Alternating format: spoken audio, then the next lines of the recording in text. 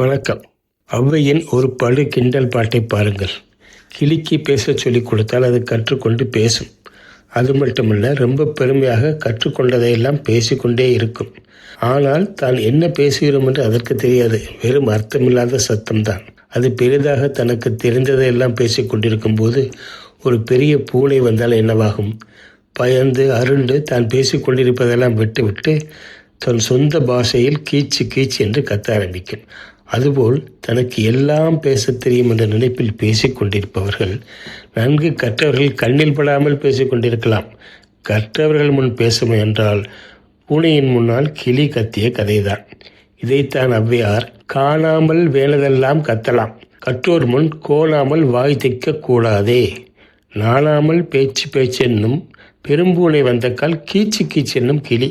இங்கே உள்ள சிலரை ஔவையார் எங்கே எப்போது பார்த்தார் என்று தெரியவில்லை. நன்றி, வணக்கம். பிடித்திருந்தால் லைக் செய்து சப்ஸ்கிரைப் செய்யுங்கள்.